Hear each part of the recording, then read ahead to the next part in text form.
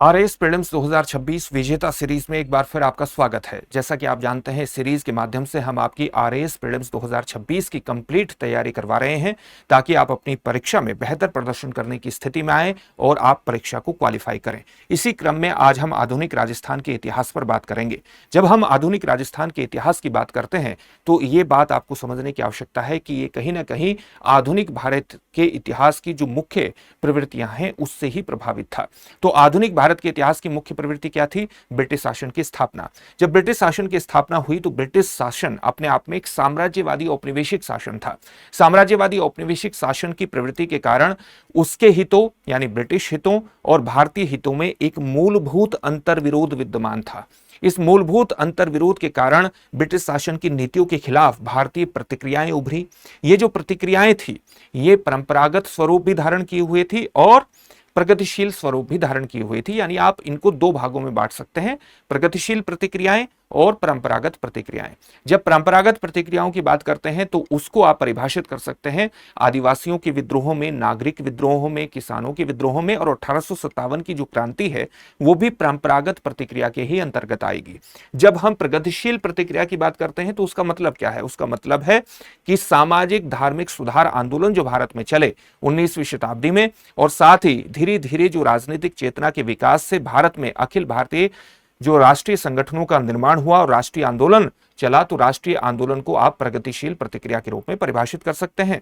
तो इस प्रकार से दो मुख्य प्रवृत्तियां उभरी। ये सारी चीजों का प्रभाव राजस्थान में भी था। तो राजस्थान में इन सारी चीजों का प्रभाव किस प्रकार से था वो आधुनिक राजस्थान का इतिहास बन जाता है। साथ ही जिस राजस्थान को आज हम देखते हैं, जिस रूप में देखते हैं, इसका मूलभूत रूप से जो ये हमारे सामने आया वो 1 नवंबर 1956 को आया, और ये 7 चरणों से होता हुआ 1 नवंबर 1956 को उस राजस्थान के रूप में हमारे सामने आया जिस रूप में आज हम इसको देखते हैं।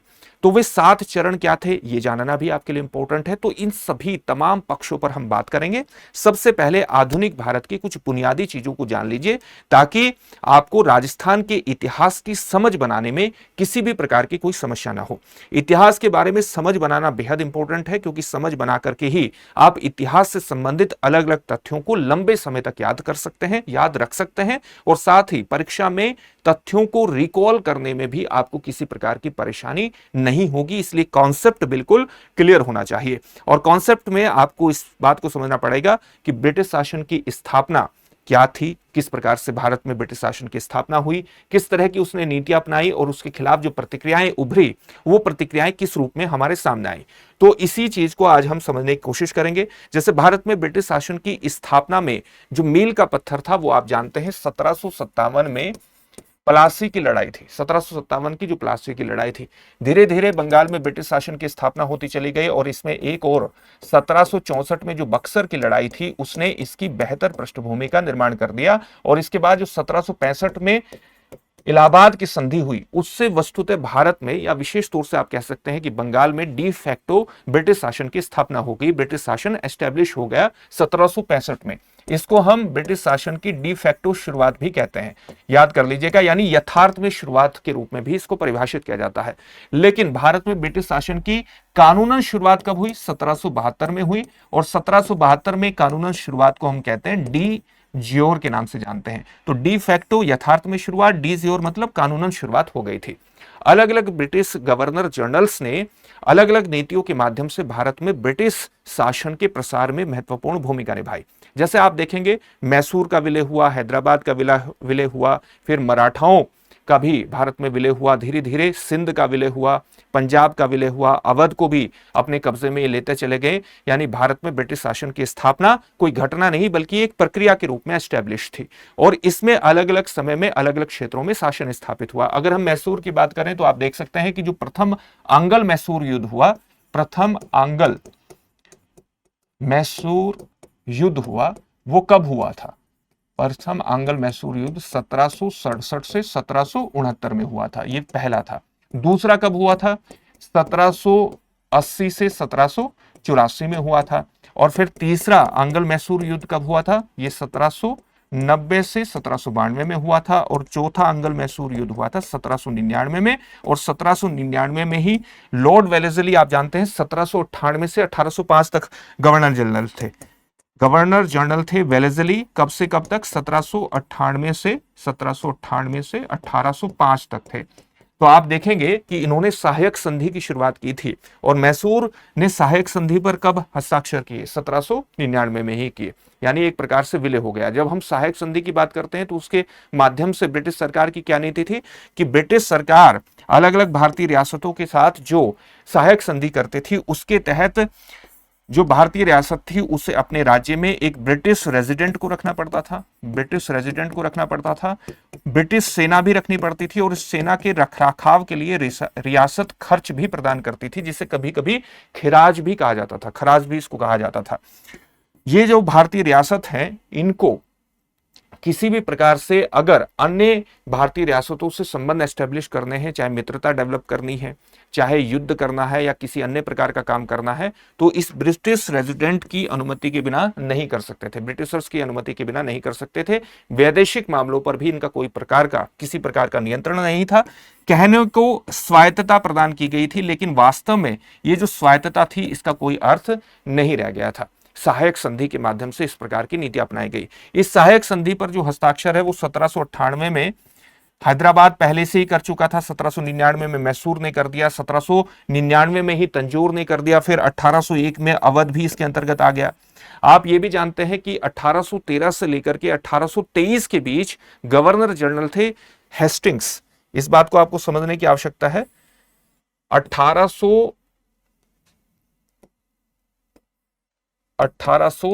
से 1823 के बीच गवर्नर जनरल कौन बने थे? हेस्टिंग्स बने थे। इसको नोट कर लीजिएगा।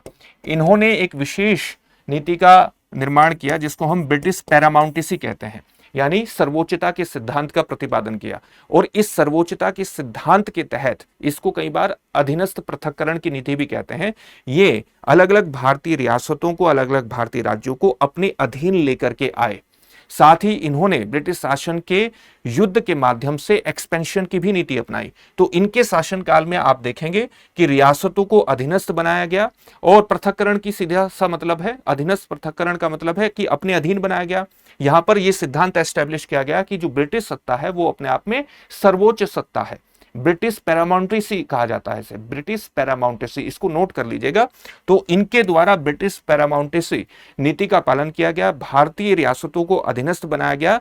और पृथक्करण का सीधा मतलब है कि एक रियासत अन्य रियासत से संबंध नहीं रख सकती थी, और न तो किसी प्रकार की मित्रता, जैसा कि अभी आपको बताया गया था कि न तो किसी तरह की मित्रता कर सकती थी, न किसी तरह की संधि कर सकती थी ब्रिटिशर्स की अनुमति के बिना। यहां पर एक बात को आपको ध्यान में रखना है कि इन्होंने युद्ध के माध्यम से ब्रिटिश साम्राज्य के प्रसार की भी नीति अपनाई। तो आप इसी कालखंड में देखेंगे कि 1814 से 1816 के बीच आंगल नेपाल युद्ध भी हुआ, आंगल नेपाल युद्ध हुआ। और साथ ही 1817-18 में आंगल मराठा युद्ध हुआ, तीसरा आंगल मराठा युद्ध हुआ, जिसके माध्यम से मराठों पर नियंत्रण एस्टेब्लिश कर लिया गया। और न केवल मराठों पर नियंत्रण एस्टेब्लिश कर लिया गया, बल्कि इनके सहयोगी पिंडारियों पर भी 1818 में नियंत्रण एस्टेब्लिश किया गया, जो कि मुख्यतः दक्कन में लुटेरों का एक समूह हुआ करता था। तो इस प्रकार से धीरे धीरे लगातार प्रसार होता चला गया, और ये हेस्टिंग्स की नीति जो है ये डलहौजी तक लागू रही। डलहौजी 1848 से 1856 तक भारत के गवर्नर जनरल रहे। और डलहौजी ने जो नीतियां अपनाई, उस नीति में सबसे प्रमुख नीति क्या थी? डॉक्ट्रिन ऑफ लैप्स की नीति अपनाई, और इसके माध्यम से अलग अलग भारतीय रियासतों को उसने ब्रिटिश साम्राज्य में विलय कर लिया। जैसे सतारा को कब विलय किया गया था? 1848। जब हम भारतीय इतिहास पढ़ेंगे तो इस सारे पक्ष और ज्यादा विस्तार में पढ़ेंगे। यहां आपको इसलिए बताया जा रहा है क्योंकि इसी के एक भाग के रूप में आप राजस्थान के इतिहास को देखेंगे। नागपुर को भी इसके अंतर्गत अपने अंडर में ले लिया गया, जैसे 1854 में ले लिया गया। इसी प्रकार से हड़पने की नीति इन्होंने अपनाई। अवध साम्राज्य को उन्होंने उत्तराधिकार के तर्क दे करके और अपने कब्जे में कर लिया, एक तरह से विलय कर लिया ब्रिटिश साम्राज्य में। तो इस प्रकार से लगातार ब्रिटिश ब्रिटिशर्स ने भारत में अपना विस्तार किया और इन क्षेत्रों में जिस प्रकार की उन्होंने सामाजिक, आर्थिक, राजनीतिक नीतियां अपनाई उसके कारण, और ये जो जैसे डॉक्ट्रिन ऑफ लेफ्ट्स के कारण अलग अलग रियासतों को अपने कब्जे में ले लिया, अवध को अपने एक तरह से हस्तगत कर लिया अवध को, तो इसके कारण भारतीय प्रतिक्रिया उभरना बहुत स्वाभाविक था। और भारतीय प्रतिक्रिया इसलिए भी उभरी कि ब्रिटिश शासन ने जो भूराजस्व नीति अपनाई, जो कृषि का वाणिज्यीकरण किया, कमर्शियलाइजेशन, जो औद्योगिक नीति अपनाई, जिससे भारत में हस्तशिल्प उद्योगों का पतन हो गया और आधुनिक उद्योगों की स्थापना नहीं हो पाई। ठीक है, भारत से लगातार धन का निर्गमन ब्रिटिश शासकों ने किया, धन का निर्गमन लगातार वो करते रहे। और अलग अलग क्षेत्रों में जो ब्रिटिश मिशनरीज की गतिविधि थी, मिशनरियों की गतिविधि थी, इसके कारण भारतीयों की जो प्रतिक्रिया थी वो बहुत स्वाभाविक थी। और जब भारतीयों की प्रतिक्रिया हुई तो उस प्रतिक्रिया को, उस रिएक्शन को आप दो हिस्सों में बांट सकते हैं। एक है परंपरागत, जैसा कि अभी आपको इंट्रोडक्शन में बताया गया था, और एक प्रतिक्रिया जो है वो है प्रगतिशील प्रतिक्रिया। जब हम प्रगतिशील प्रतिक्रिया की बात करते हैं और परंपरागत प्रतिक्रिया की बात करते हैं, तो परंपरागत प्रतिक्रियाओं में आप किस तरह की प्रतिक्रियाओं को देखते हैं? जैसे भारत में अलग अलग स्तरों पर नागरिक विद्रोह हुए, भारत में लगातार आदिवासी विद्रोह हुए, लगातार भारत में किसान विद्रोह अलग अलग क्षेत्रों में आपको देखने को मिलेंगे, क्योंकि इन नीतियों के कारण जो भारत का समाज था, भारतीय समाज का बड़ा वर्ग नकारात्मक रूप से प्रभावित हो गया। और जब नकारात्मक रूप से प्रभावित हुआ तो उनकी प्रतिक्रियाएं इस प्रकार से उभरी। और परंपरागत प्रतिक्रियाओं में आप 1857 की क्रांति को भी देख सकते हैं। इसी तरह से जब हम प्रगतिशील प्रतिक्रिया की बात करते हैं तो उसमें आप सामाजिक, धार्मिक सुधार आंदोलन को देखेंगे।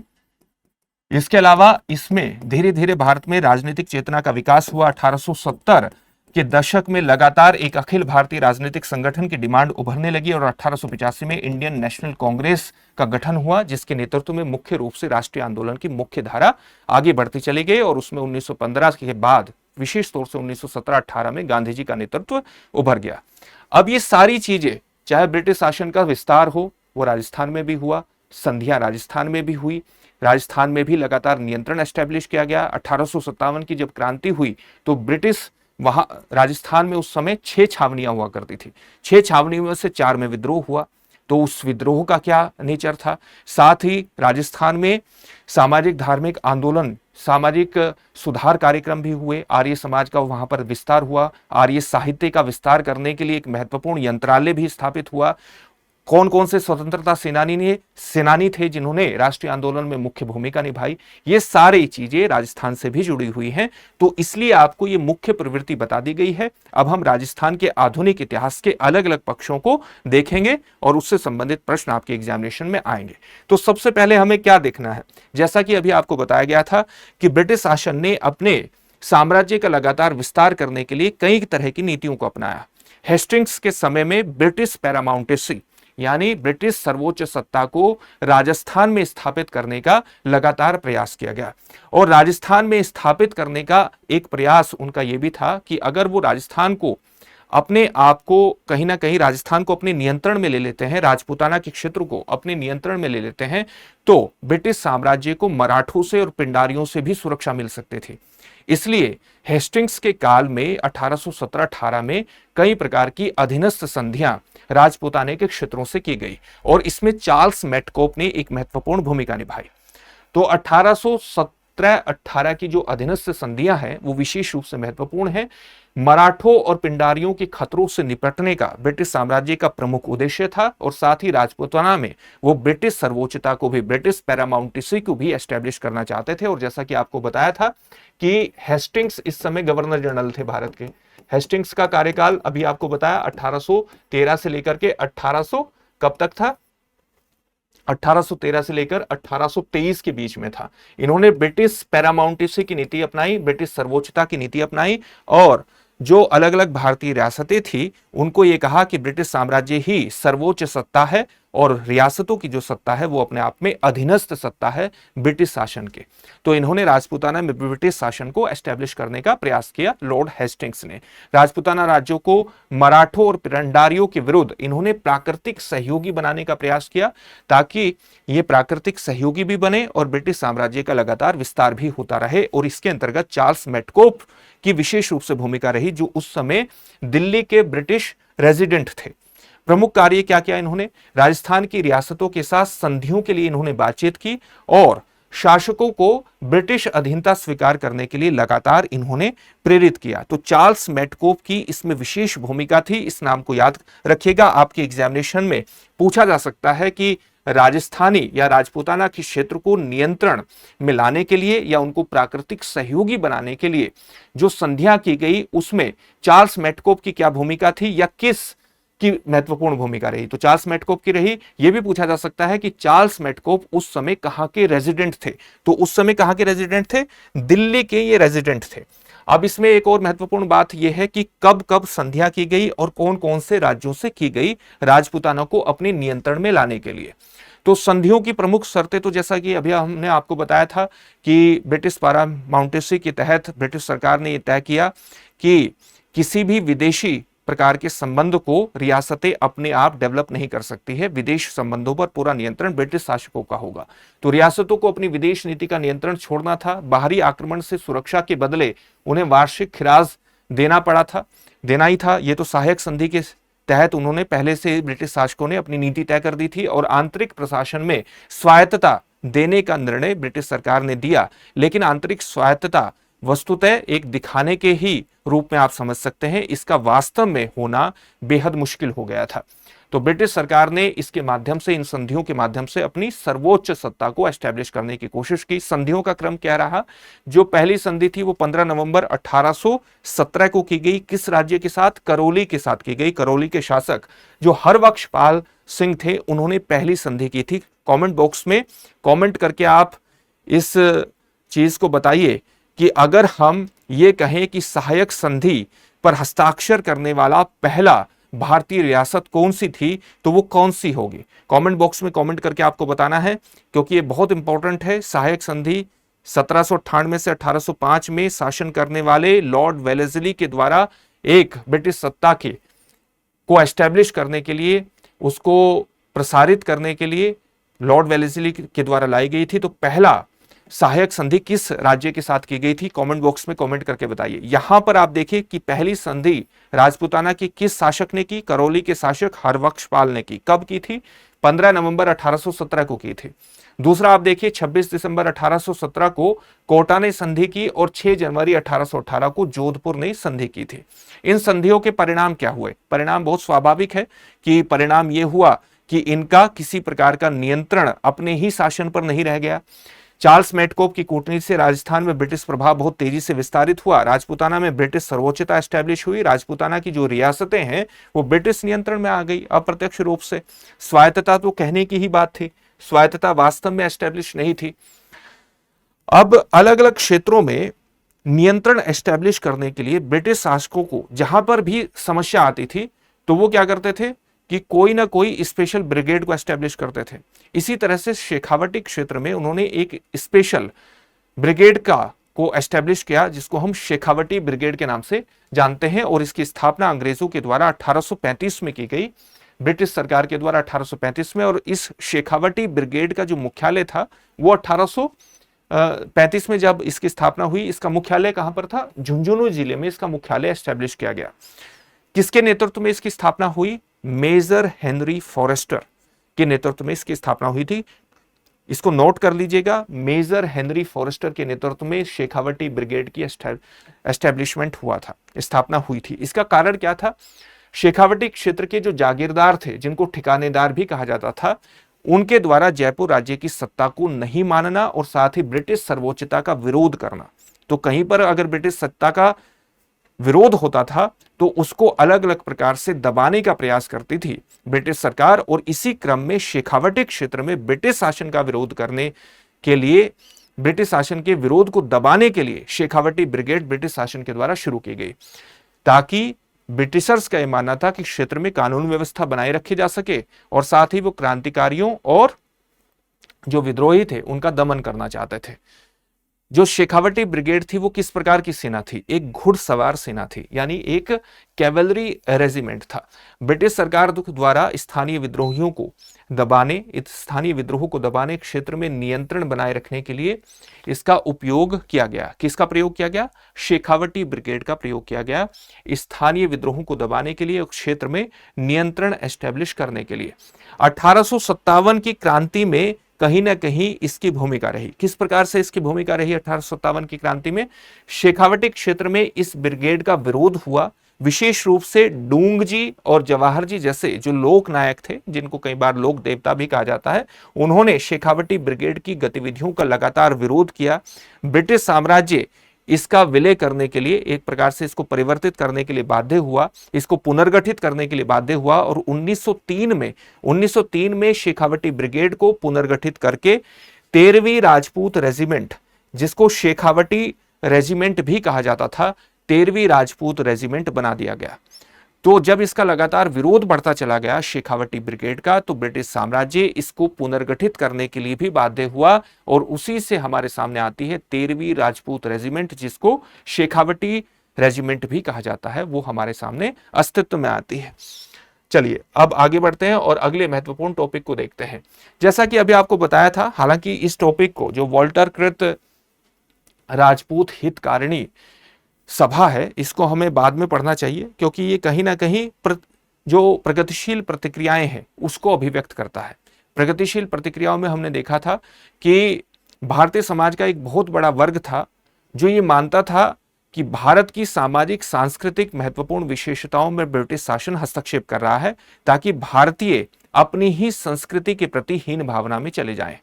इसलिए वो किसी भी प्रकार के ब्रिटिश शासन के भारत के सामाजिक ढांचे में हस्तक्षेप का विरोध करते थे।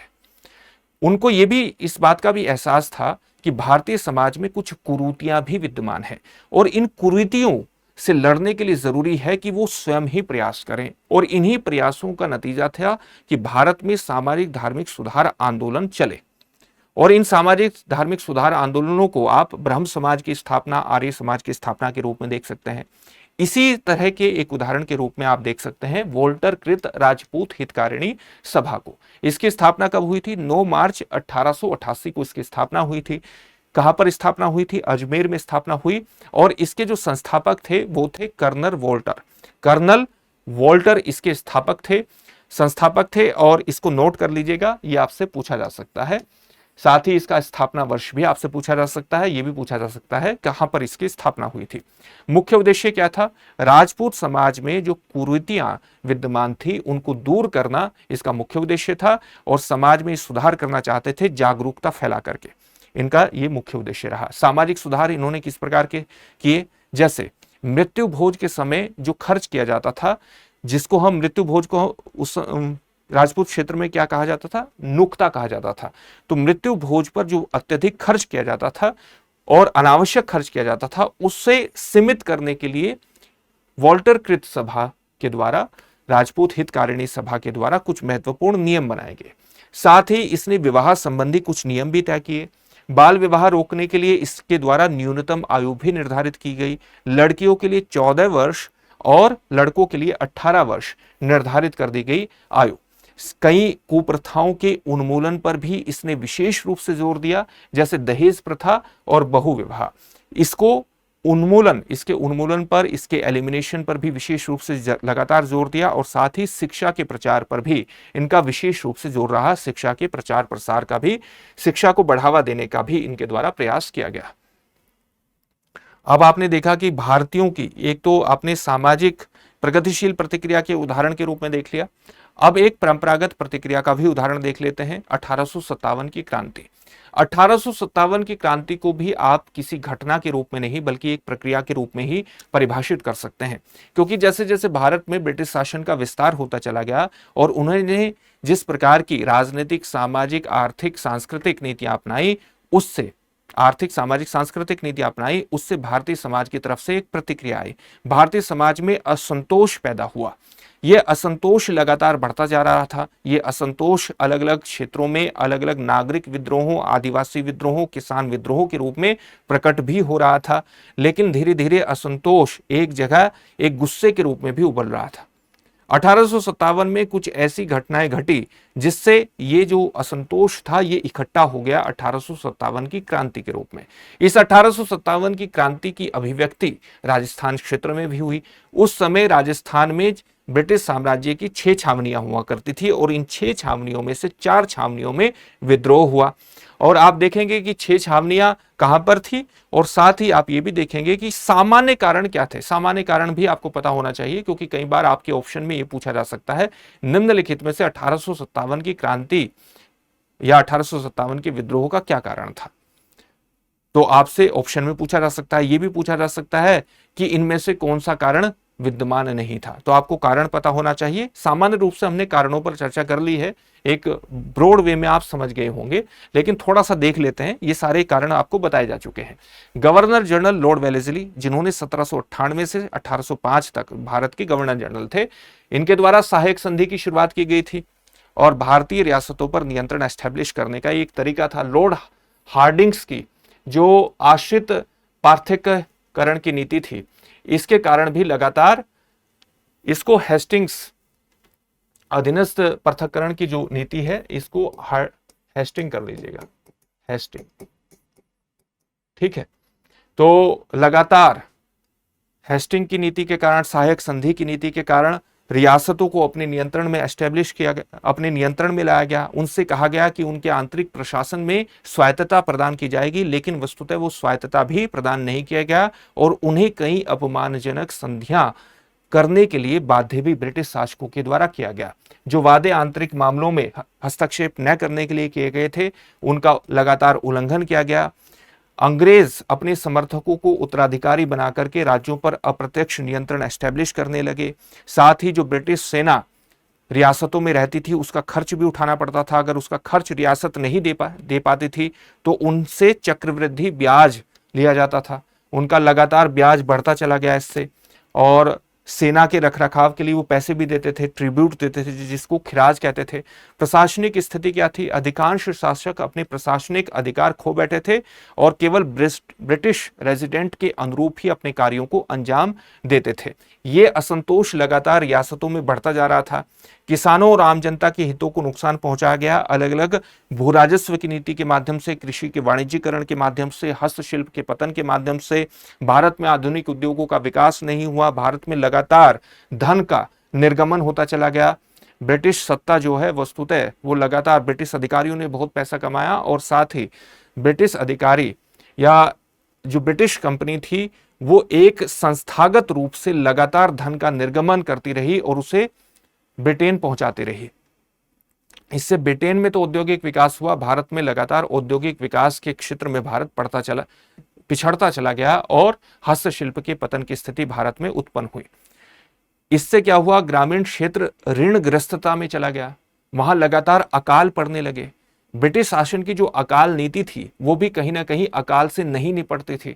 इससे लाखों की संख्या में दुर्भिक्ष में यानी अकाल में लोग मरने लगे। तो एक असंतोष इकट्ठा हो गया जो 1857 की क्रांति के रूप में हमारे सामने आता है। राजस्थान में विद्रोहों का प्रारंभ की अगर हम बात करें, जैसा कि अभी आपको बताया गया था कि 1857 के समय राजपूताना में 6 सैनिक छावनियां थी। इस 6 सैनिक छावनियां कौन सी थी? एक थी नसीराबाद। नसीराबाद कहां पर पड़ता है? अजमेर में पड़ता है। दूसरी थी ब्यावर। ब्यावर को अब अलग जिला बना दिया गया है, आप ये जानते हैं। पहले कहां पर पड़ता था? अजमेर में पड़ता था।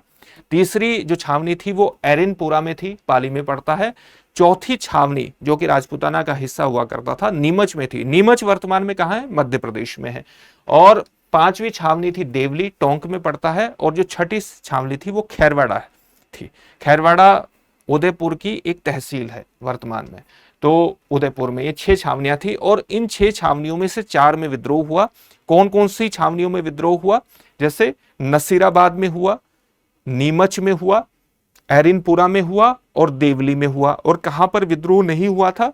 खैरवाड़ा और ब्यावर में विद्रोह नहीं हुआ था। इसने विद्रोह में भाग नहीं लिया था इन छावनियों ने। तो आपको एग्जामिनेशन में ये पूछा जा सकता है कि कौन सी छावनी ने 1857 की क्रांति में भाग नहीं लिया था। यह भी पूछा जा सकता है कि कौन सी छावनियों ने भाग लिया था। ये जो सब आपको पढ़ाया जा रहा है, इसके नोट्स भी आप बना सकते हैं। हमारा जो दृष्टि आरएएस का यूट्यूब नाम से, दृष्टि आरएएस यूट्यूब नाम से जो टेलीग्राम चैनल है, वहां पर इसकी पीडीएफ फाइल आपको उपलब्ध करवा दी जाएगी। तो नोट्स बनाने में आपको कोई दिक्कत नहीं होगी।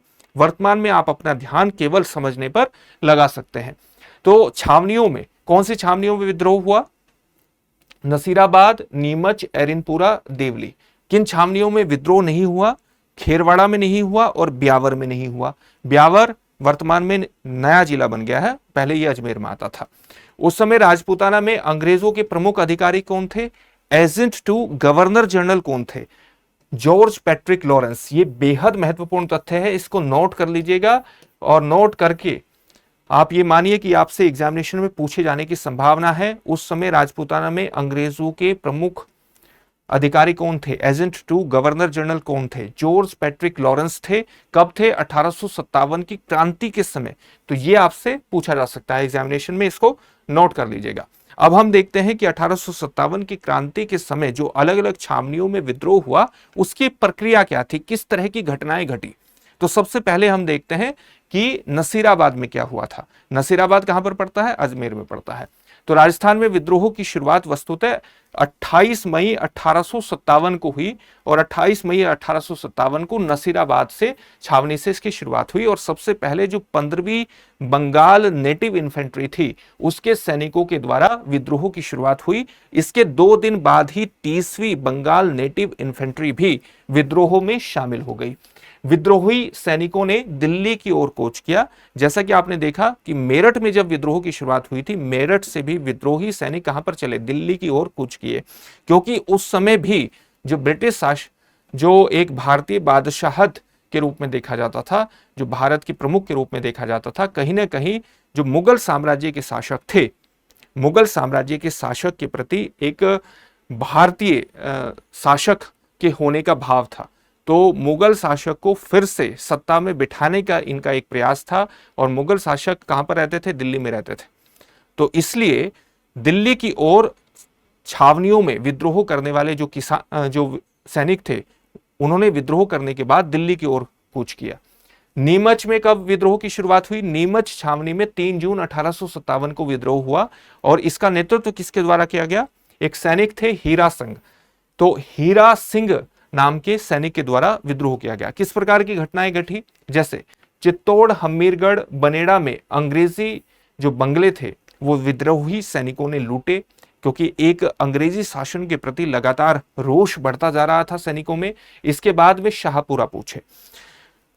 अच्छा, आप ये भी जानते हैं कि सैनिक जो छावनियां थी, उसमें विद्रोह जो भड़के थे, उसका तात्कालिक कारण क्या था? विद्रोह भड़कने के तात्कालिक कारणों में ये शामिल थे कि उस समय जो एनफील्ड राइफलें सेना में शामिल की गई थी, उनमें कारतूस को दांतों से काट करके इस्तेमाल करना पड़ता था, कारतूस को। और ये अफवाह फैल गई कि इन कारतूसों में गाय की चर्बी, सुअर की चर्बी का इस्तेमाल हो रहा है। तो गाय की चर्बी का इस्तेमाल हो रहा है, तो इससे हिंदू सेंटिमेंट प्रभावित हो गए। और सुअर की चर्बी का इस्तेमाल हो रहा है, इससे मुस्लिम सेंटिमेंट प्रभावित हुए।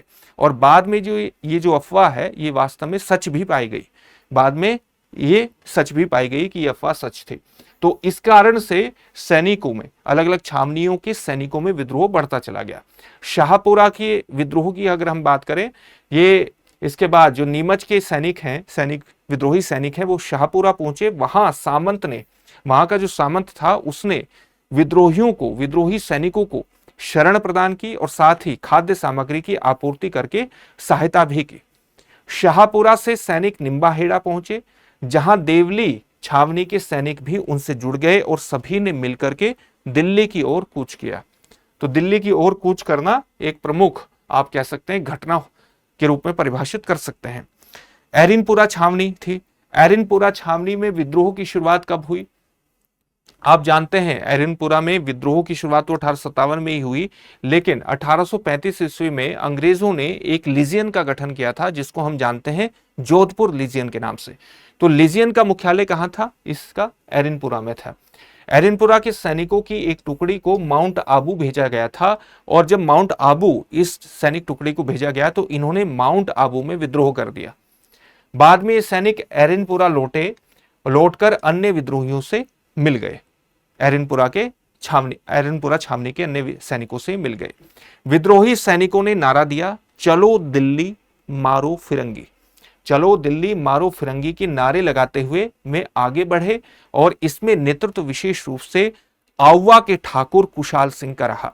कहां के ठाकुर का रहा? आउवा के ठाकुर कुशाल सिंह ने विद्रोहों का मुख्य रूप से नेतृत्व किया, जो कि एरनपुरा छावनी के विद्रोह से संबंधित था। इस बात को भी आपको ध्यान में रखना है। इसकी पृष्ठभूमि क्या थी? जैसे आउवा के ठाकुर कुशाल सिंह ने इसे नेतृत्व प्रदान क्यों किया? क्योंकि इसकी पृष्ठभूमि में इस घटना को आप जान सकते हैं कि जो बिथोड़ा गांव थे, उसके बिथोड़ा गांव के उत्तराधिकार विवाद में कुशाल सिंह ने ठाकुर कांजी की हत्या कर दी थी, और इस कारण वे जोधपुर राज्य में पहले से ही विद्रोही घोषित हो चुके थे। तो जब विद्रोह हुआ तो उस विद्रोह को उन्होंने नेतृत्व प्रदान किया, और ये ठाकुर कहां के थे? आउवा के ठाकुर थे। ये बात हुई एरनपुरा की। अब हम बात करते हैं जैसे परंपरागत प्रतिक्रियाओं में एक महत्वपूर्ण प्रतिक्रिया जनजातियों के द्वारा किए जाने वाले विद्रोह भी थे। जनजातियों का जीवन भी ब्रिटिश शासकों की नीति से लगातार प्रभावित हो रहा था। न केवल ब्रिटिश शासकों की नीति से प्रभावित हुआ, बल्कि अलग अलग रियासतें भी जागीरदार ठिकानेदार जो कि ब्रिटिश शासकों ने अपने सहयोगियों के रूप में डेवलप किए थे। कई क्षेत्र थे जहां पर जागीरदार जो ठिकानेदार थे वो ब्रिटिश शासकों के सहयोगी के रूप में काम करते थे। तो ये जागीरदार भी आदिवासियों का, किसानों का शोषण करते थे, उनसे बेगार करवाते थे, जिसको बैठ बेगार कहते थे। उन पर कई प्रकार के कर लगा देते थे। जैसे एक कर था चौवरी कर या चंवरी कर। चौवरी कर ऐसे लिखा जाता है, चौवरी कर। इसको चंवरी कर भी कहा जाता है। ये चंवरी कर अजीब प्रकार का कर था। किस प्रकार का कर था इसको हम पढ़ेंगे एक आंदोलन में, खास तौर से ये किस प्रकार का कर था, अभी इसको हम समझ लेंगे। तो आदिवासियों से किस प्रकार से, ये मुख्य रूप से किसानों से वसूल किया जाता था। आदिवासियों से किस प्रकार से कर वसूल कर लिए जाते थे? आदिवासियों से बेगार की जाती थी, बेगार करवाई जाती थी। न केवल बेगार करवाई जाती थी कि कई तरह के करों, कई तरह के अतिरिक्त कर भी उन पर डाल दिए जाते थे। इससे लगातार असंतोष पनपने लगा, और वो असंतोष विद्रोह में हमारे सामने आया। आदिवासियों के अधिकार और हितों की रक्षा के लिए संघर्षों के प्रतीक माने जाते हैं राजस्थान में उभरने वाले आदिवासियों के विद्रोह। स्वतंत्रता आंदोलन और जनजातीय जागरूकता में प्रमुख योगदान देने वाले दो महत्वपूर्ण व्यक्तित्व कौन से थे जो समाज से संबंधित थे? गुरु गोविंद गिरी और मोतीलाल तेजावत थे। अगर हम प्रमुख जनजातीय आंदोलन की बात करें तो उसमें एक आंदोलन विशेष रूप से फेमस है, आपने पढ़ा होगा, भारतीय इतिहास में भी हम इसको पढ़ते हैं, भील आंदोलन। भील या भगत आंदोलन कब से कब तक चला? 1818 से 1860 तक चला। किस क्षेत्र में ये उभरा था? बागड़ या वागड़, बागड़ भी कहा जाता है, वागड़ भी कहा जाता है। और बागड़ और वागड़ का क्षेत्र कौन सा था? जो डूंगरपुर बांसवाड़ा का क्षेत्रफल है, जो डूंगरपुर और बांसवाड़ा के जिले हैं उस क्षेत्र को वागड़ क्षेत्र भी कहा जाता है, और वहीं पर यह भील विद्रोह हुआ था। नेता कौन थे इसमें? गोविंद गुरु और सुरजी भगत इस आंदोलन के नेता थे। प्रमुख घटना क्या थी? गोविंद गुरु ने भील जनजाति के आध्यात्मिक और नैतिक उत्थान के लिए भगत पंथ की स्थापना की थी, और साथ ही इन्हीं के द्वारा संप सभा की भी स्थापना की गई थी। कब की गई थी? 1883 में संप सभा की स्थापना की गई थी। इस भील आंदोलन की एक बहुत बड़ी घटना है 1913 की। 1913 की क्या घटना है? 1913 में बांसवाड़ा की जो मानगढ़ पहाड़ी है वहां पर भीलों का एक अधिवेशन चल रहा था। अंग्रेज आए और अंधाधुंध फायरिंग करनी शुरू कर दी, जिसमें 1500 से अधिक आदिवासी मारे गए। इस दौरान अंग्रेजों ने फायरिंग की। इस अधिवेशन के दौरान 1500 से अधिक जो आदिवासी हैं, जो भील समाज के लोग हैं, वो मारे गए। और इस घटना को राजस्थान का जलियांवाला बाग हत्याकांड कहा जाता है। इसको नोट कर लीजिएगा। इस घटना को कहां पर हुई थी? ये मानगढ़ पहाड़ी पर घटना हुई थी 1913 में। इस बात को आपको ध्यान में रखना है। तो राजस्थान में ये जनजातीय विद्रोह का एक महत्वपूर्ण उदाहरण है जिसको हम भील आंदोलन के नाम से संबोधित करते हैं। मुख्य उद्देश्य क्या था इसका? सामाजिक आर्थिक सुधार करना। जैसा कि अभी आपने देखा कि गोविंद गुरु क्या करना चाहते थे, आध्यात्मिक और नैतिक उत्थान करना चाहते थे भीलों का। साथ ही वो शराबबंदी का भी लगातार प्रचार कर रहे थे, क्योंकि शराब के लगातार सेवन के कारण भील समाज का एक नैतिक पतन भी हो रहा था। एकेश्वरवाद को बढ़ावा देना भी इसका उद्देश्य था और आत्मसम्मान की भावना का विकास करना भी इसका एक महत्वपूर्ण उद्देश्य था। ठीक है। अब दूसरा आंदोलन था एक ही आंदोलन, भौमट भील आंदोलन भी इसको कहते हैं। ये 1921-22 में हुआ एक ही आंदोलन, भौमट भील आंदोलन। भौमट भील क्षेत्र कौन सा था, भौमट क्षेत्र कौन सा था जहां पर ये आंदोलन हुआ? आज का जो उदयपुर है, तो उदयपुर के दक्षिण वाला हिस्सा आप देखेंगे, वहां पर एक तहसील है झाडोल, एक तहसील है कोटरा या कोटरी, और एक तहसील है खैरवाड़ा। उसी से लगता हुआ इलाका है आपका डूंगरपुर का। और फिर जब पश्चिम की ओर चलेंगे तो इसी उदयपुर के निचले वाले हिस्से से लगता हुआ एक सिरोही का इलाका है, उस क्षेत्र को हम कहते थे भौमट। तो वहां पर यह भीलों का विद्रोह हुआ 1921-22 में। इसके नेता थे मोतीलाल तेजावत, और चित्तौड़गढ़ और भौमट क्षेत्र इसका मतलब इस आंदोलन का जो क्षेत्र था वो चित्तौड़गढ़ का मातृकुंडिया भी था। कारण क्या था? अत्यधिक करों का विरोध कर रहे थे, अत्यधिक करों का विरोध किया, बेगार प्रथा का विरोध किया, जो बिना मतलब का, बिना पैसे के काम, बिना पारिश्रमिक के काम करवाया जाता था। शोषण के विरुद्ध संघर्ष कर रहे थे आदिवासियों को संगठित करना भी इस आंदोलन का एक महत्वपूर्ण कारण था, ताकि उनको उनके अधिकार दिलाए जा सके, उनको संगठित करके उनमें एकता एस्टेब्लिश करके। प्रमुख घटनाएं क्या थी? निमाड़ा गांव में सम्मेलन आयोजित हुआ 1922 में। भेवाड़ जो मेवाड़ भील कोर थी उसके द्वारा फायरिंग की गई, लगभग 1200 भील इसके अंतर्गत मारे गए, और इस घटना को राजस्थान का दूसरा जलियांवाला बाग हत्याकांड कहा जाता है। इसको भी आप नोट कर लीजिएगा।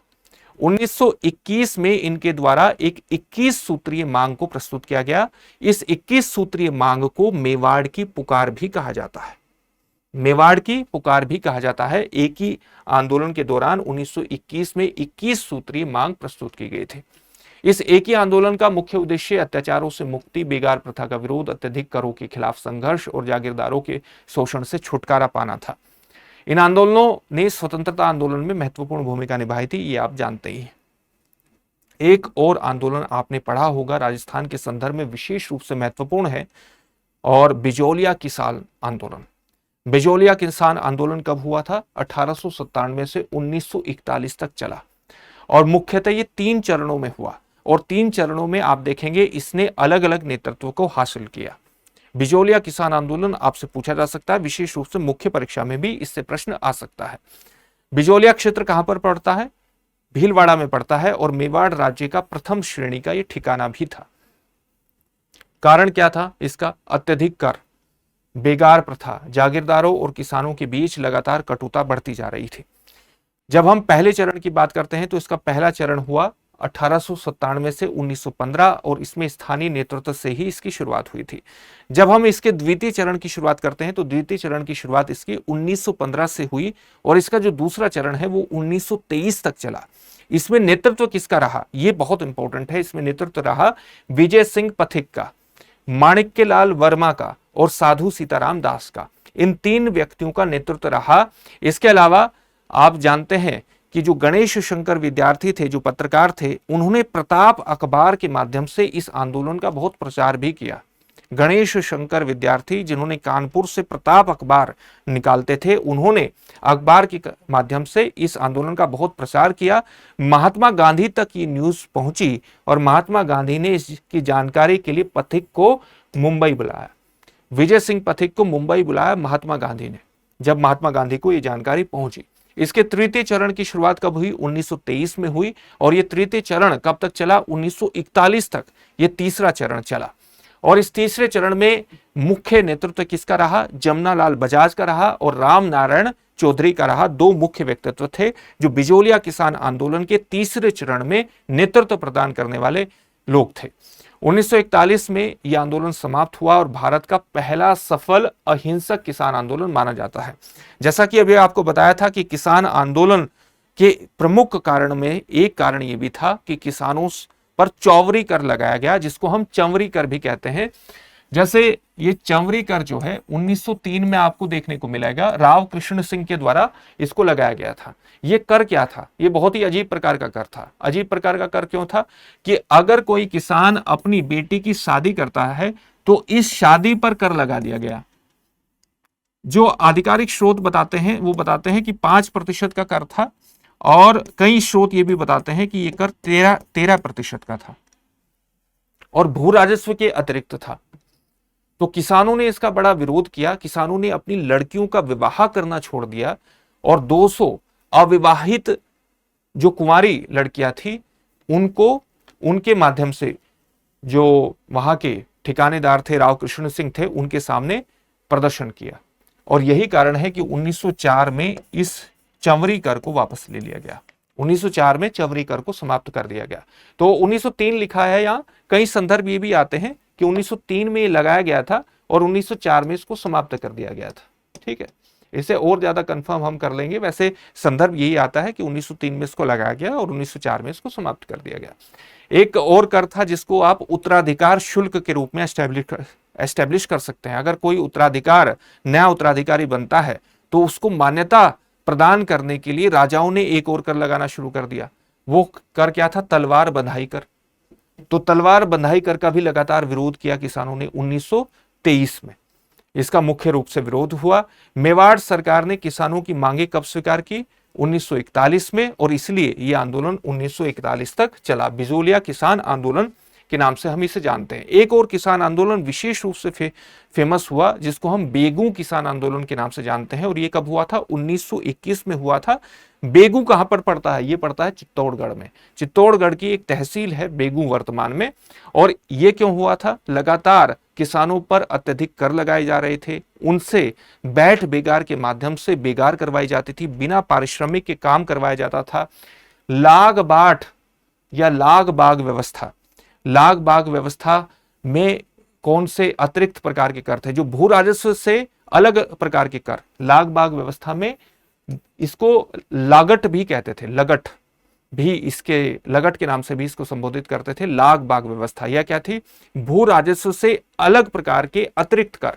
जैसे अगर किसी भी ठिकानेदार या जागीरदार के यहां कोई त्योहार मनाया जा रहा है, कोई फंक्शन आयोजित किया जा रहा है, कोई उत्सव किया जा रहा है, तो वो किसानों पर उस उत्सव की भरपाई करने के लिए अतिरिक्त शुल्क लगा देता था। इसको हम कहते थे लाग बाग। तो इसका विरोध हुआ। साथ ही सामंती अत्याचार लगातार बढ़ते जा रहे थे। यह भी एक प्रमुख कारण था कि बेगू किसान आंदोलन हुआ 1921 में, और इसके जो मुख्य नेता थे वो थे रामनारायण चौधरी। इसकी एक प्रमुख घटना 1923 की है, गोविंदपुरा हत्याकांड। शुरुआत 1921 में हो गई थी बेगू किसान आंदोलन की। और गोविंदपुरा हत्याकांड में क्या है? गोविंदपुर हत्याकांड क्यों हुआ? कि सरकार ने क्या किया? एक आयोग बनाया जीसी ट्रेंच की अध्यक्षता में। तो किसानों की मांग की जांच करने के लिए मेवाड़ सरकार के द्वारा जीसी ट्रेंच के नेतृत्व में एक आयोग बनाया गया, लेकिन इसने किसानों की बात नहीं मानी। यानी किसानों की अधिकांश मांगों को इसने ठुकरा दिया, और साथ ही ठाकुरशाही का इसके द्वारा समर्थन किया गया। इसका विरोध किसानों के द्वारा किया गया। किसान लगातार विरोध कर रहे थे, और जब वे विरोध कर रहे थे तो गोविंदपुरा हत्याकांड हुआ, यानी गोली चला करके 2 किसानों की हत्या हो गई, और इसमें 2 किसानों की शहादत हुई, कृपा जी और रूपा जी। तो रूपा जी और कृपा जी की शहादत गोविंदपुर हत्याकांड में हुई।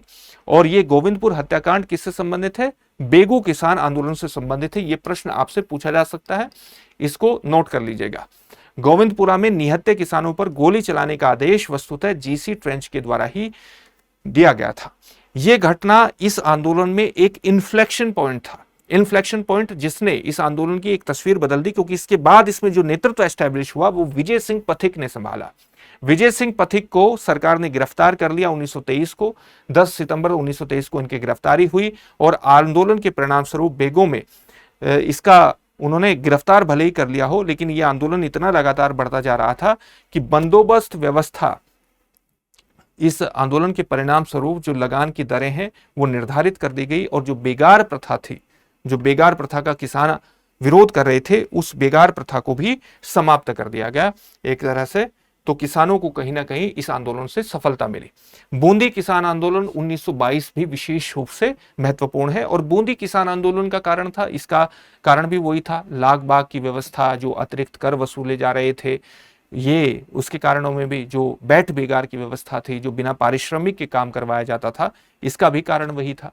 बूंदी किसान आंदोलन 1922 का नेता कौन था? इसमें नेता थे नैनूराम शर्मा, याद रख लीजिएगा।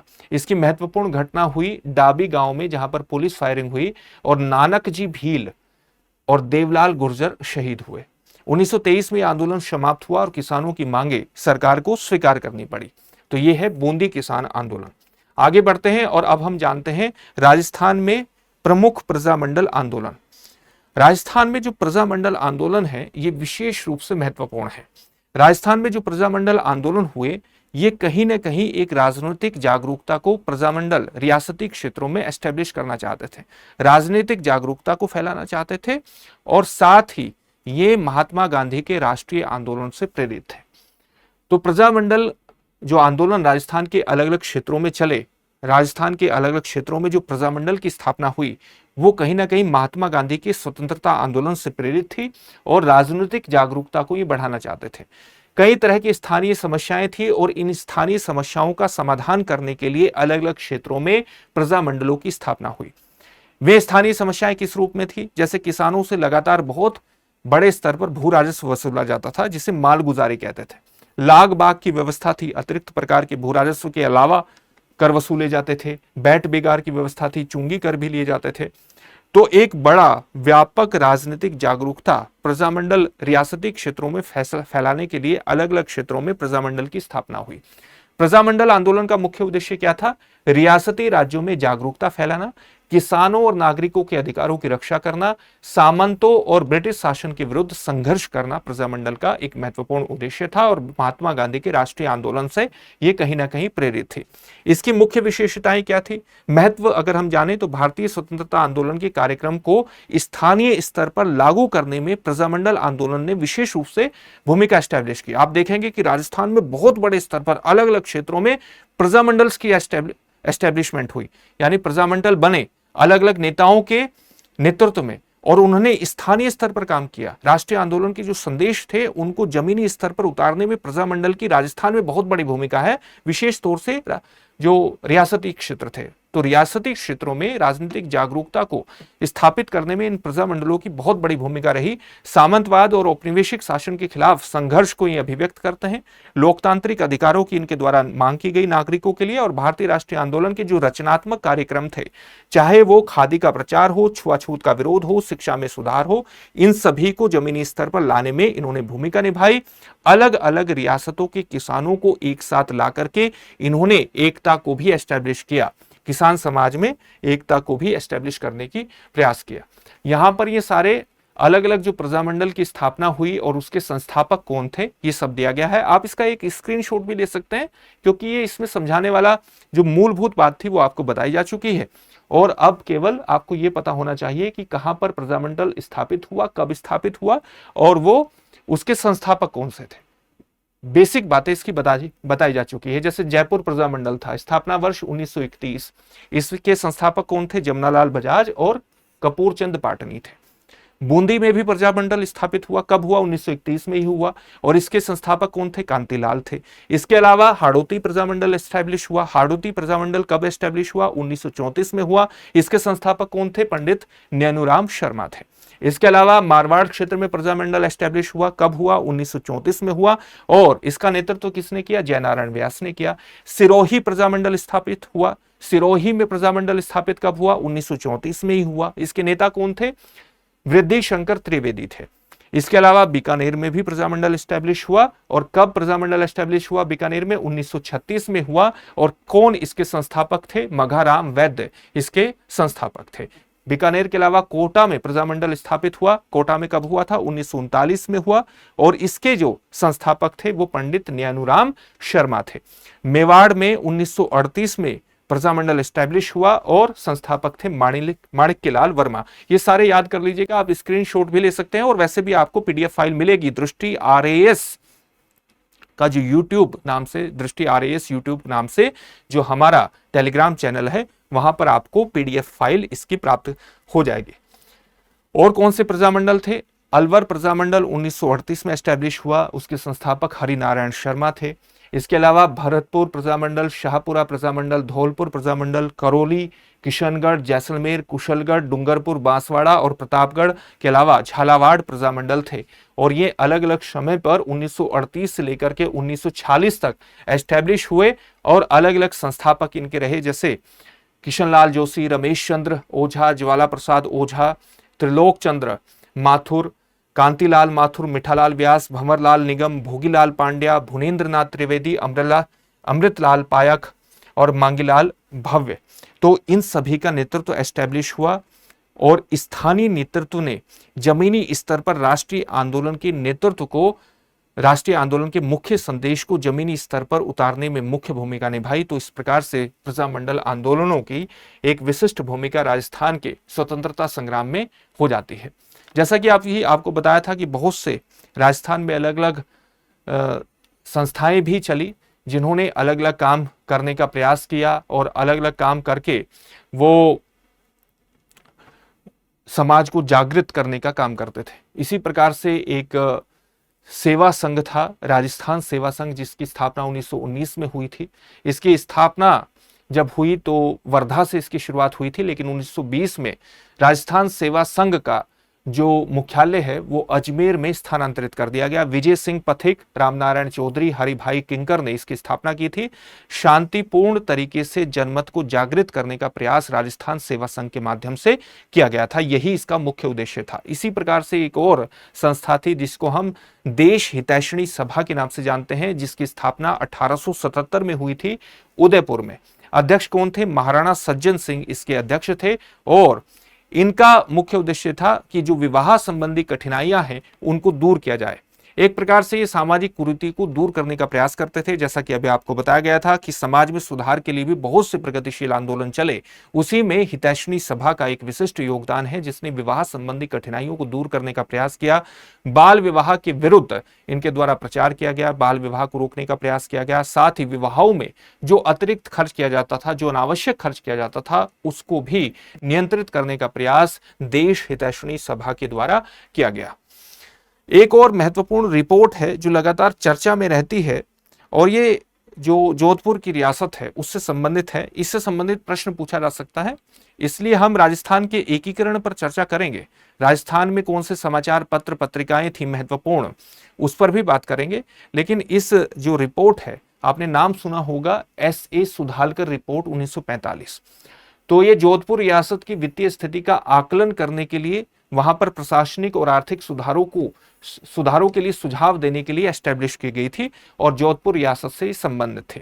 वस्तुतः मई 1944 में जोधपुर सरकार ने SA सुधालकर, जो कि उस समय बड़ौदा से संबंधित, बड़ौदा के एक प्रकार से बड़ौदा में संवैधानिक सुधारों के लिए सलाहकार नियुक्त किया। बड़ौदा के से संबंध था इनका, तो इनको संवैधानिक सुधारों के लिए सलाहकार नियुक्त किया और इस नियुक्ति के आधार पर रियासत में सुधारों की रिपोर्ट तैयार की गई। और ये सुधारों की रिपोर्ट कहीं ना कहीं जोधपुर रियासत के जो प्रशासनिक और आर्थिक सुधार किए जा सकते हैं उसके लिए थी। जोधपुर राज्य की वित्तीय स्थिति का आकलन करके वहां पर प्रशासनिक और आर्थिक सुधारों को आगे बढ़ाने के लिए इस रिपोर्ट को तैयार करने के लिए कहा गया बड़ौदा के SA सुधालकर को, जिन्होंने 1945 में अपनी रिपोर्ट प्रस्तुत की थी। तो ये भी आपके एग्जामिनेशन में पूछा जा सकता है, इसलिए इसको अलग से हमने शामिल कर लिया है एक पक्ष के रूप में। यानी अलग अलग रियासतें अपने प्रशासनिक और आर्थिक सुधारों के प्रति कहीं ना कहीं जागरूक होती थी। अगर कहीं पर दिक्कत आती थी तो वो उसके संबंध में रिपोर्ट भी तैयार करवाती थी, ताकि जो सुझाव दिए जाएं उनको जमीनी स्तर पर लागू किया जाए। अब हम जानने की कोशिश करेंगे कि स्वतंत्र भारत में राजनीतिक स्वतंत्र नहीं बल्कि जब ब्रिटिश शासन के दौरान राजनीतिक जागरूकता एस्टेब्लिश करने के लिए, आपने देखा होगा कि राजनीतिक जागरूकता को स्थापित करने के लिए, राजनीतिक जागरूकता को फैलाने के लिए, मुख्यतः ये कहना चाहिए, अलग अलग समाचार पत्र भी चलाए गए। ये समाचार पत्र राजस्थान से भी संबंधित थे, कुछ समाचार पत्र राजस्थान में भी विशेष रूप से विख्यात थे, लगातार चले। और इसी में से एक आता है त्याग भूमि। त्याग भूमि का संबंध हरिभाऊ उपाध्याय से था, स्वतंत्रता सेनानी थे और प्रसिद्ध समाचार पत्र था जिसकी शुरुआत कब की गई थी? 1927 में किया गया था। 1927 में समाचार पत्र मुख्य रूप से राजनीतिक जागरूकता को फैलाने में, उनको प्रसारित करने में मुख्य भूमिका निभाते थे।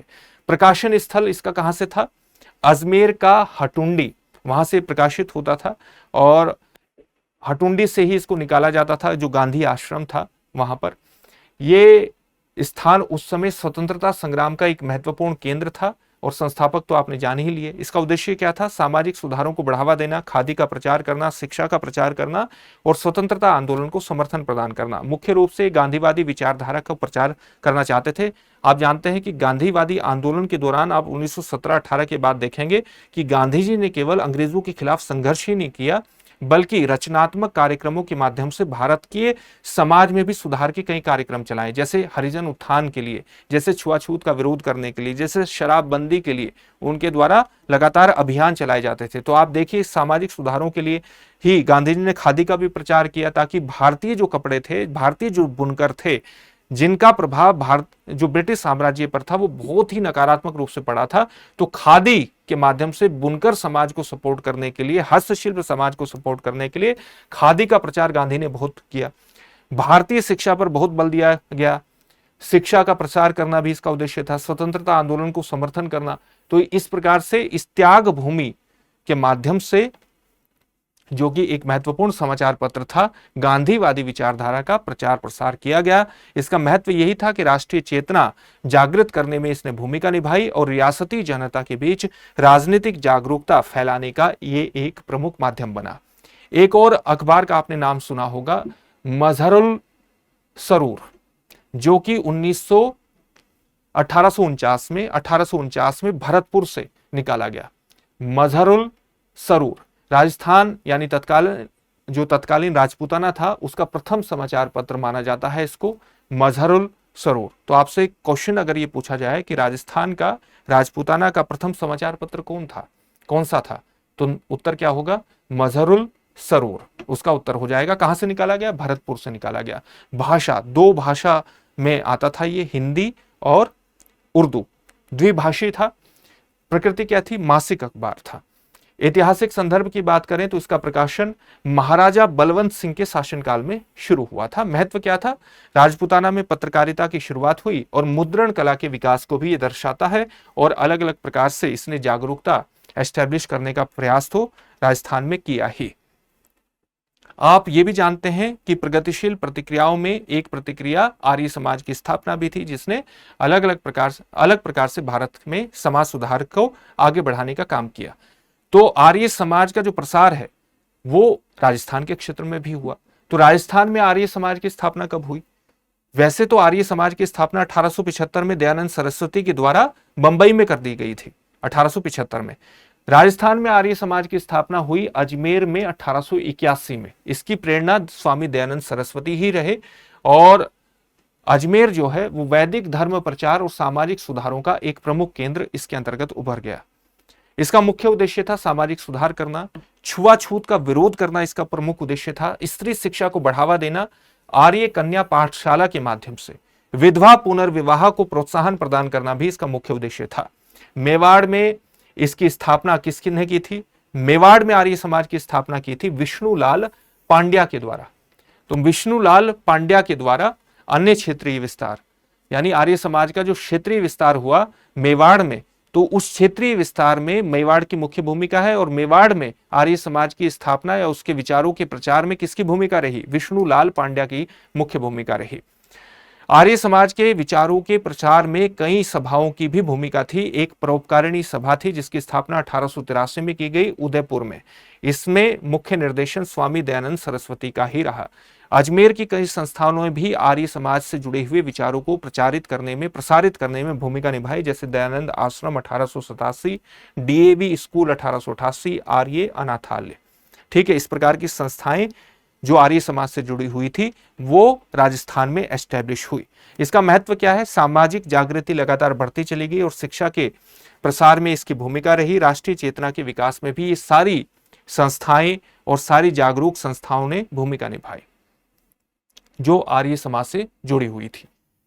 वैदिक यंत्रालय की भी स्थापना हुई और वैदिक यंत्रालय के माध्यम से बड़े स्तर पर आर्य समाज से जुड़े हुए साहित्य का प्रकाशन किया गया, उसका प्रसार किया गया और इसके माध्यम से भी राजनीतिक जागरूकता राजस्थान के क्षेत्रों में हुई। तो वैदिक यंत्रालय की स्थापना हुई 12 फरवरी 1880 को। स्थान था इसका वाराणसी, लक्ष्मी कुंड और संस्थापक थे स्वामी दयानंद सरस्वती। वैदिक ज्ञान का प्रचार प्रसार करना इसका उद्देश्य था। वेदों का हिंदी अनुवाद किया जा सके, आर्य समाज के सिद्धांतों का प्रसार किया जा सके और प्रमुख ग्रंथों का प्रकाशन सत्यार्थ प्रकाश और वेद भाष्य, यानी सत्यार्थ प्रकाश और वेद भाष्य का लगातार प्रकाशन किया जा सके, इसको फैलाया जा सके। ये इसलिए विशेष रूप से महत्वपूर्ण है क्योंकि ये बाद में ये जो छापा खाना एस्टेब्लिश किया गया था ये अजमेर में स्थानांतरित हो गया। बाद में ये जो यहां पर एस्टेब्लिश किया गया था बाद में अजमेर में एस्टेब्लिश हो गया और इसने लंबे समय तक आर्य साहित्य को प्रकाशित किया। इसका महत्व यही है कि 19वीं सदी में वेदों के प्रसार में भूमिका रही। हिंदी मुद्रण के इतिहास में इसका विशेष इतिहास है और आर्य समाज के जो मूलभूत विचार थे उनको प्रचारित करने में भी इसकी विशिष्ट भूमिका रही। तो ये सारी चीजें आपके लिए बहुत इंपॉर्टेंट है। वैदिक यंत्रालय आपके एग्जामिनेशन में पूछा जा सकता है। कब इसकी स्थापना हुई ये पूछा जा सकता है। प्रारंभ में इसकी स्थापना कहां पर की गई थी, यहां पर की गई थी। फिर ये कहां पर स्थानांतरित हुआ, आपसे शहर का नाम पूछा जा सकता है, ये भी दिया जा सकता है। अजमेर में हुई, जोधपुर में हुई, झालावाड़ में हुई, कहां पर हुई। तो ये सारे चीजें आपसे पूछी जा सकती है। अब आगे बढ़ते हैं और अब बात करते हैं राजस्थान के एकीकरण की। जिस राजस्थान को आज हम देखते हैं वो राजस्थान 1 नवंबर 1956 को अस्तित्व में आया राज्य पुनर्गठन आयोग की सिफारिशों के आधार पर। लेकिन इसके अस्तित्व में आने के कई चरण रहे। जब भारत स्वतंत्र हुआ तो राजस्थान का जो क्षेत्र है वो कई हिस्सों में बटा हुआ था। कई हिस्सों में बटा हुआ था। तो आप जानते हैं कि अलग अलग रियासतों को भारतीय संघ में विलय करने की प्रक्रिया में सरदार वल्लभ भाई पटेल की भूमिका रही। तो राजस्थान का जो राज्य है वो 7 चरणों की प्रक्रिया के माध्यम से हमारे सामने आया और उस प्रक्रिया में जो पहली तारीख विशेष रूप से महत्वपूर्ण है प्रथम चरण की, वो है 18 मार्च 1848। माफ कीजिए 1948, 1848 नहीं, 18 मार्च 1948। तो प्रथम चरण में मत्स्य संघ अस्तित्व में आया और मत्स्य संघ में कौन सी रियासतें शामिल थी? इसमें शामिल था अलवर, भरतपुर, धौलपुर, करौली और नीमराना ठिकाना। नीमराना ठिकाना इसी में शामिल था मत्स्य संघ में। इसके प्रधानमंत्री थे शोभाराम कुमावत जो कि अलवर से संबंधित थे और इसके राज प्रमुख थे महाराज उदयभान। इसकी राजधानी थी अलवर। फिर 7 दिन बाद ही 25 मार्च 1948 को एक और संघ बना जिसको हम राजस्थान संघ या पूर्व राजस्थान या संयुक्त राजस्थान प्रथम के नाम से जानते हैं। इसमें कौन कौन से क्षेत्र शामिल थे? इसमें कोटा, बूंदी, झालावाड़, टोंक, किशनगढ़, शाहपुरा, प्रतापगढ़, बांसवाड़ा, डूंगरपुर, लावा और कुशलगढ़ के जो ठिकाने थे वो इसमें शामिल थे। शाहपुरा के जो गोकुल लाल असावा थे वो इसके प्रधानमंत्री बने और राज प्रमुख बने इसके महाराव भीम सिंह। इसकी राजधानी कोटा थी और इसके उद्घाटनकर्ता थे एनवी गाडगिल। तो ये राजस्थान संयुक्त राजस्थान प्रथम बना। संयुक्त राजस्थान प्रथम या इसको पूर्व राजस्थान भी कहते हैं, राजस्थान संघ भी इसको पुकारते हैं। तीसरा चरण क्या था? तीसरा चरण था इसका 18 अप्रैल 1948 को, जब बना संयुक्त राजस्थान द्वितीय। जो पूर्व राजस्थान संघ अभी हमने देखा जिसमें कोटा का पूरा क्षेत्र शामिल था, कोटा और उसके आसपास का क्षेत्र शामिल था, उसी में आप देखेंगे कि एक और रियासत शामिल हुई उदयपुर की। ये पूर्व राजस्थान संघ में शामिल हो गई और प्रधानमंत्री बने यहाँ के माणिक्य लाल वर्मा। राज प्रमुख बने मेवाड़ महाराणा भूपाल सिंह, राजधानी बनी उदयपुर और उद्घाटनकर्ता थे इसके पंडित जवाहरलाल नेहरू। चौथे चरण में आप देखेंगे कि वृहद राजस्थान का निर्माण हुआ 30 मार्च 1949 को और इसमें शामिल रियासतें कौन कौन सी थी? इसमें शामिल रियासतें थी जयपुर, जोधपुर, बीकानेर और जैसलमेर। इन रियासतों को भी शामिल कर लिया गया। वृहद राजस्थान का जो चरण था उसमें इन रियासतों को भी वृहद राजस्थान में शामिल कर लिया गया। जो पहले राजस्थान संयुक्त राजस्थान बना था तो उसमें जब इन राजस्थान के इन हिस्सों को शामिल कर लिया गया तो हमारे सामने आया, यानी इसमें पहले बना संयुक्त राजस्थान प्रथम जिसमें ये क्षेत्र शामिल थे। फिर उसमें शामिल हुआ उदयपुर का क्षेत्र, वो हुआ संयुक्त राजस्थान द्वितीय। फिर उसमें शामिल हुआ वृहद राजस्थान, जयपुर, जोधपुर, बीकानेर, जैसलमेर, और इनसे मिलकर के बना वृहद राजस्थान, और इसके मुख्यमंत्री बने हीरालाल शास्त्री।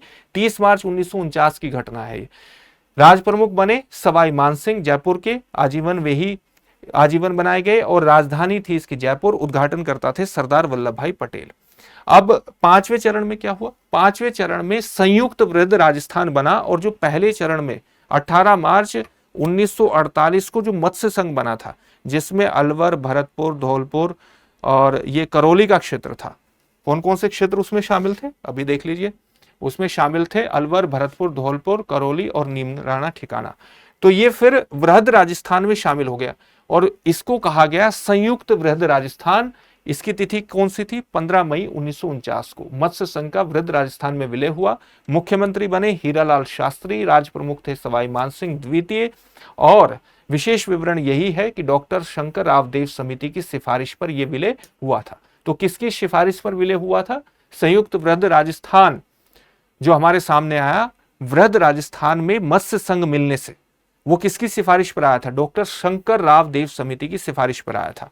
फिर छठे चरण में हमें राजस्थान संघ देखने को मिलता है। 26 जनवरी 1950 को सिरोही राज्य का इसमें विलय हुआ, आबू देलवाड़ा के क्षेत्र को छोड़ करके। इसके मुख्यमंत्री बने हीरालाल शास्त्री, राज प्रमुख बने सवाई मानसिंह द्वितीय, और राजस्थान को 20 श्रेणी का राज्य बना दिया गया। जब 26 जनवरी 1950 को भारतीय संविधान लागू हुआ, तो उसमें 4 श्रेणियों में राज्य डिवाइड कर दिए गए। ए, बी, सी और डी श्रेणी में राज्य डिवाइड कर दिए गए।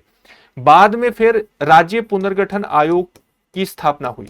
राज्य पुनर्गठन आयोग की स्थापना कब हुई? लगातार जब भाषाई आधार पर राज्यों के गठन की डिमांड होने लगी, तो राज्य पुनर्गठन आयोग की स्थापना हुई दिसंबर 1953 में, और ये न्यायमूर्ति फजल अली की अध्यक्षता में हुई। ये सारे तथ्य नोट कर लीजिएगा, आपके एग्जामिनेशन के लिहाज से विशेष रूप से महत्वपूर्ण है। राज्य पुनर्गठन आयोग की स्थापना दिसंबर 1953 में हुई। फजल अली आयोग भी इसको कहा जाता है, क्योंकि फजल अली, न्यायमूर्ति फजल अली की अध्यक्षता में हुई, और इसमें 2 सदस्य कौन से थे? के एम पणिक्कर इसके अन्य, और हृदयनाथ कुंजरू इसके अन्य सदस्य थे। ये 2 सदस्य थे, के एम पणिक्कर, हृदयनाथ कुंजरू और फजल अली की अध्यक्षता में। इसने अपनी रिपोर्ट कब दी? 1955 में इसने अपनी रिपोर्ट दी, और भाषाई आधार पर राज्यों का गठन हुआ, और ये भाषाई आधार पर राज्यों का गठन 1956 में हमें देखने को मिलता है। और भारतीय संविधान का 7वां संशोधन अधिनियम लाया गया, 7वां कॉन्स्टिट्यूशनल अमेंडमेंट एक्ट लाया गया, जिसके माध्यम से जो राज्यों की श्रेणी बनाई गई थी ए, बी, सी, डी, ये समाप्त कर दी गई। ठीक है, और भारतीय राज्यों की संख्या हो गई 14, और केंद्र शासित प्रदेशों की संख्या हो गई 6, 7वें संविधान संशोधन अधिनियम के लागू होने के बाद। तो ये पूरी प्रक्रिया है। तो 7वां चरण आप देखेंगे 1 नवंबर 1956 को आधुनिक राजस्थान का, जिसमें बाकी बचे हुए क्षेत्र भी शामिल हो गए जो पहले छूट गए थे। जो पहले यहां पर राजस्थान संघ में छूट गए थे, ये यहां पर शामिल हो गए। अजमेर, मेरवाड़ा, आबू देलवाड़ा, और मध्य प्रदेश के मंदसौर जिले का कुछ भाग भी शामिल कर लिया गया।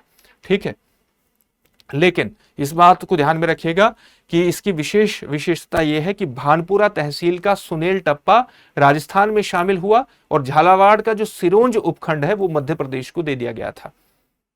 इस बात को भी आपको ध्यान में रखना है। जब ये बन गया तो मुख्यमंत्री बने मोहनलाल सुखाड़िया, मतलब ये 1 नवंबर 1956। इसका मतलब यही है कि 1 नवंबर 1956 को जब आधुनिक राजस्थान आपके सामने आता है तो मुख्यमंत्री कौन थे? मोहनलाल सुखाड़िया थे। प्रमुख परिवर्तन यह हुआ कि राज प्रमुख का जो पद है वो समाप्त कर दिया गया, और राज्यपाल पद की शुरुआत हुई थी, आप जानते हैं, और निहाल सिंह राज्यपाल बनाए गए। 7वें संविधान संशोधन के माध्यम से जो राज्यों की श्रेणियां थी ए, बी, सी, डी, अभी हमने समझा, उसको समाप्त कर दिया गया, और राज्य पुनर्गठन आयोग की सिफारिश पर ही ये सारे काम हुए थे। अब हम मुख्य रूप से कुछ व्यक्तित्वों को देख लेते हैं जो राजस्थान के संदर्भ में विशेष रूप से महत्वपूर्ण है। मुख्यतः हम 3 व्यक्तित्वों को देखेंगे। ये 3 व्यक्तित्व कौन कौन से हैं? ये 3 व्यक्तित्वों में सबसे पहले व्यक्तित्व है अर्जुन लाल सेठी, फिर हम देखेंगे केसरी सिंह बारहट, और फिर देखेंगे विजय सिंह पथिक को। तो अर्जुन लाल सेठी का समय कब से कब तक था? 1880 से लेकर के 1941 तक ये इनका जीवन कालखंड है। अर्जुन लाल सेठी का कहाँ के निवासी थे? जयपुर के निवासी थे। जयपुर के महाराजा महाविद्यालय से स्नातक परीक्षा उत्तीर्ण की थी और मथुरा की जैन पाठशाला में अध्यापन कार्य किया गया था इनके द्वारा। चोमू के सामंत देवी सिंह के सचिव के रूप में इन्होंने कार्य किया। जयपुर महाराजा माधो सिंह द्वितीय इन्हें प्रधानमंत्री बनाना चाहते थे, लेकिन उन्होंने ये कहा कि अगर अर्जुनलाल सेठी नौकरी करेगा तो भारत से अंग्रेजों को कौन भगाएगा। इनका ये वाक्य था, यदि अर्जुन लाल नौकरी करेगा तो अंग्रेजों को भारत से बाहर कौन करेगा। ये बहुत ही फेमस स्टेटमेंट है अर्जुन लाल सेठी का, इसको याद कर लीजिएगा, ये आपसे पूछा जा सकता है। 1905 ईस्वी में जैन शिक्षा प्रचारक समिति की इनके द्वारा स्थापना की गई। 1907 ईस्वी में जयपुर में वर्धमान पाठशाला की भी इनके द्वारा स्थापना की गई थी। पाठशाला क्रांतिकारियों की पाठशाला मानी जाती थी। 1912 का जो दिल्ली षड्यंत्र केस था, जिसको दिल्ली लाहौर षड्यंत्र केस के नाम से भी जाना जाता है, लॉर्ड हार्डिंग्स की हत्या के प्रयास से जुड़ा हुआ था, उस केस से भी ये जुड़े थे। 1913 ईस्वी में जो निमेज हत्याकांड था, जो कि आरा बिहार में हुआ था, उसमें ये गिरफ्तार किए गए थे निमेज हत्याकांड में, और वेलूर जेल मद्रास में इनको भेज दिया गया था अर्जुन लाल सेठी को।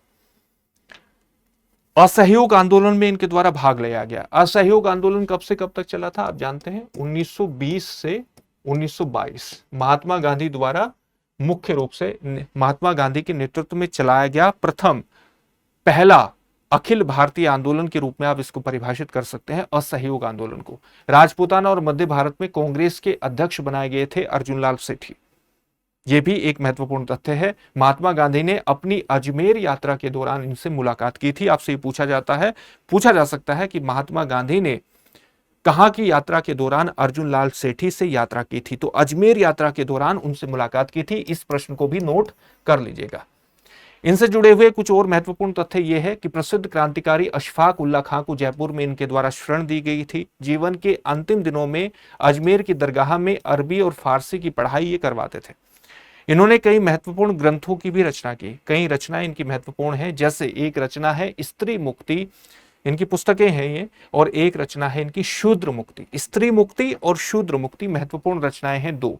साथ ही ये कई नाटकों के भी रचयिता थे, जैसे एक नाटक इनका है महेंद्र कुमार, एक है मदन प्राजय और एक है पार्श्व यज्ञ। तो इस प्रकार से नाटकों की रचना भी इनके द्वारा की गई। केसरी सिंह बारहट भी विशेष स्थान रखते हैं राजस्थान के इतिहास में। इनका जीवन कालखंड कौन सा था? 1872 से लेकर के 1941। यहां पर आपको क्या लिखा गया? 1880 से लेकर के 1941, और इनका था 1872 से लेकर के 1941। जन्म कहां हुआ था? देवपुरा खेड़ा, शाहपुरा भीलवाड़ा में। मेवाड़ और कोटा रियासतों में इनके द्वारा कार्य किया गया, और इनके कहने पर ही श्यामजी कृष्ण वर्मा ने मेवाड़ रियासत में कार्य किया था। दिल्ली दरबार से संबंधित घटना इनकी विशेष रूप से महत्वपूर्ण है। 1903 ईस्वी में लॉर्ड कर्जन ने दिल्ली दरबार का आयोजन किया 1903 में, और इसमें जाना चाहते थे मेवाड़ के महाराणा फतेह सिंह, उसमें भाग लेने के लिए दिल्ली जा रहे थे। तब इन्होंने एक विशेष दोहे लिखे, 13 दोहे लिख करके उन्हें भेजे, और इन 13 दोहों को क्या कहा जाता है? चेतावनी रा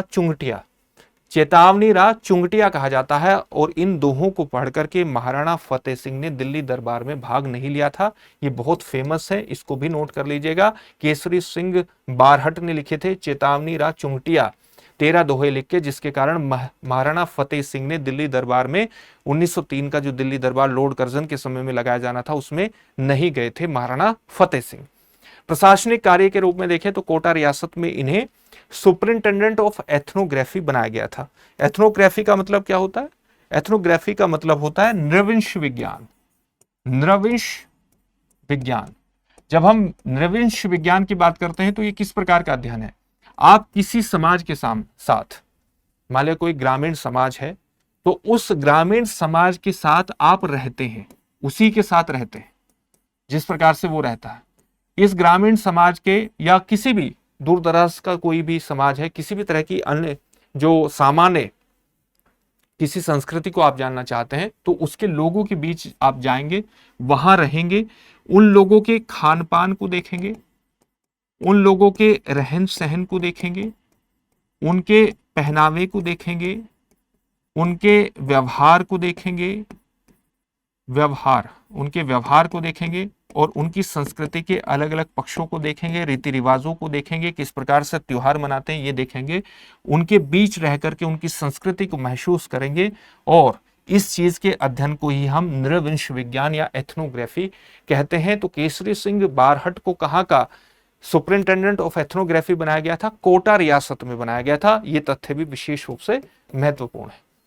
चलिए, इनकी क्रांतिकारी गतिविधियां किस प्रकार की थी? जैसे 1912 ईस्वी में कोटा के महंत प्यारेलाल हत्याकांड में इन्हें गिरफ्तार किया गया था।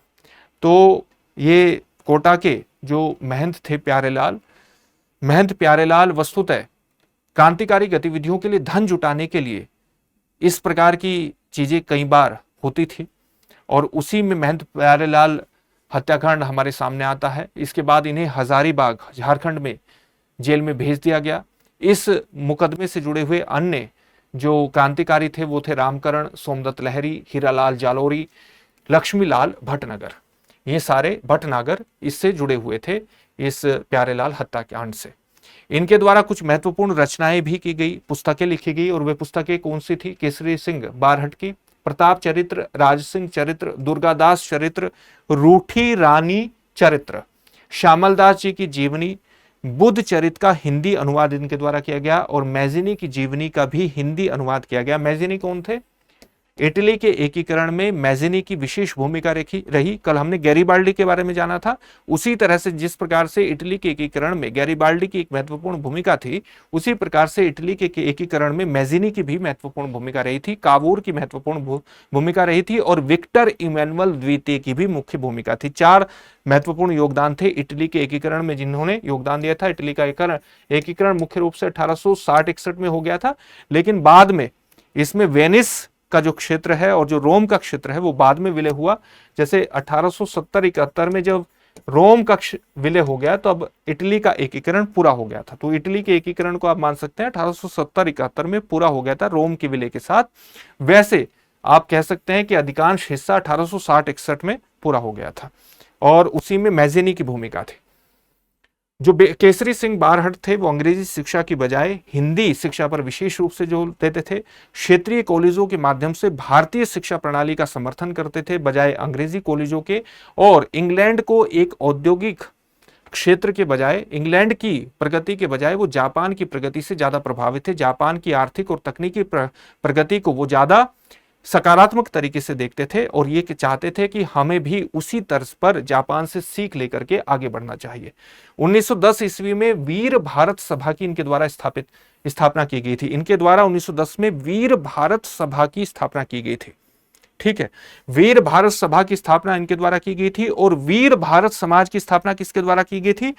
विजय सिंह पथिक के द्वारा की गई थी। इस बात को ध्यान में रखना। वीर भारत सभा केसरी सिंह बारहट और वीर भारत समाज विजय सिंह पथिक। विजय सिंह पथिक का समय कौन सा था?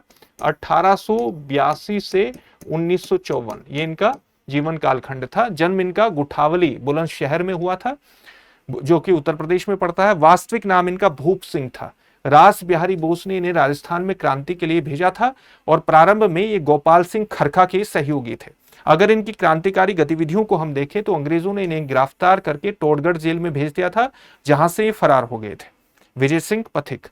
संगठन की बात करें, सामाजिक कार्यों की बात करें तो चित्तौड़गढ़ में पड़ने वाले ओखड़ी में विद्या प्रचारिणी सभा की स्थापना की। राजस्थान में किसान आंदोलनों का जनक भी इन्हें कहा जाता है और वीर भारत समाज की भी इन्होंने स्थापना की। वीर भारत समाज की स्थापना करने वाले विजय सिंह पथिक थे और वीर भारत सभा की स्थापना करने वाले कौन थे? केसरी सिंह बारहट थे। इनकी जो मुख्य रचना मानी जाती है वो कौन थी? अजय मेरू थी और साथ ही vote are the Indian states, ये भी विजय सिंह पथिक की एक महत्वपूर्ण रचना थी। तो ये आधुनिक राजस्थान के कुछ महत्वपूर्ण पक्ष थे जिन पर आज हमने चर्चा की। हमें पूरी उम्मीद है कि आपकी राजस्थान की प्रारंभिक परीक्षा में ये सभी पक्ष विशेष रूप से सहयोगी होंगे। फिर से एक नई सेशन में आपसे मुलाकात होगी। धन्यवाद। अब एग्जाम की तैयारी को और बेहतर करने के लिए हमारे चैनल को लाइक, शेयर और सब्सक्राइब करना ना भूलें।